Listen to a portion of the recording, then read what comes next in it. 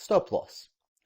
The concept of a stop loss is very similar to a take profit, but it is the other way around. It's the opposite, actually. So this is our market movement. We enter into a buy order, and we can embed a stop loss with our buy order. So it's an additional order in the forex market, but it is linked to our buy order. So basically, what it means is if the price was ever to go and reach this red level or go below it, then the buy order has to be automatically closed. So that kind of saves you the trouble of monitoring the market and always worrying and checking if the price has gone down, because you put this rule into your buy order, and as soon as this condition is met, your buy order will be closed. So this is the market going down against us. So we were thinking it was going to go up, but actually went down. And then bam, price crosses our stop loss and the order gets closed. Of course, this yields a certain loss on our account. So at this stage, you would ask, why is a stop loss good and if it brings losses? Well, let's see what happens to the market further down the track. It goes a bit up, it goes down, it goes up, and then it goes further down.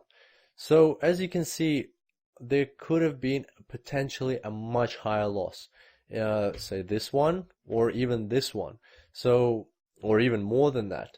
And so it's better to control your losses and exit according to your trading strategy, and exit on time rather than overweight and bear a very high loss. So smaller losses are much better than bigger losses, and that's where your stop loss comes into play.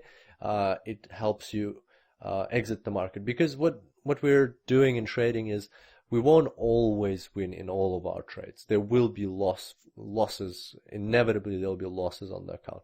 And it's all about managing those losses, managing those risks, and getting out of the market on time. And that's where your stop loss will help you control the losses on your account. It's a very important feature, and I highly recommend to always set a stop loss for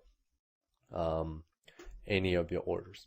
Let's look at a stop loss for a sell order. So a sell order, we're anticipating a downward movement in the market. We can set a stop loss which has to be above the entry price, and that's because when we anticipate a downward movement, we will only lose if there's an upward movement. So let's see what happens in the market. The price goes a bit against us and goes kind of in our favor, but then it crosses our stop loss, and unfortunately there's a small loss on the account.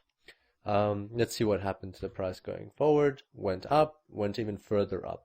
So if not for our stop loss, we could have closed the order there, or we could have even closed it there, and that would have been a much greater loss on the account. So as you can see, stop losses, even though they bring losses to the account, but they are very useful and very helpful in controlling your risks and managing any potential losses on the account.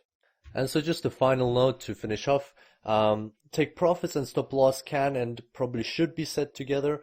As I said, I recommend always setting a stop loss, and you can combine it with a take profit if you like. You can set both of them and attach them to one order. Finally, a word of caution.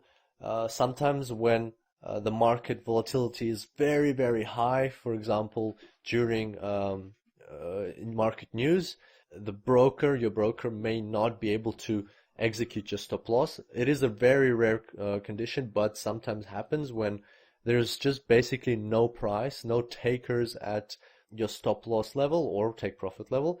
And what will happen then is a massive slippage can happen, and even though you have a stop loss, it's not 100% guarantee that your order will be closed at stop loss. It's probably like a 90-95% guarantee, but sometimes it does happen that an order can slip through. That's an inherent risk of the forex market. You have to be aware of that, and that's why I highly recommend having a look at my tutorials on fundamental trading and seeing how to kind of understand when there's market movements, so you avoid trading at those times. That's what I personally do. I kind of stay out of the market when I know there's going to be massive movements.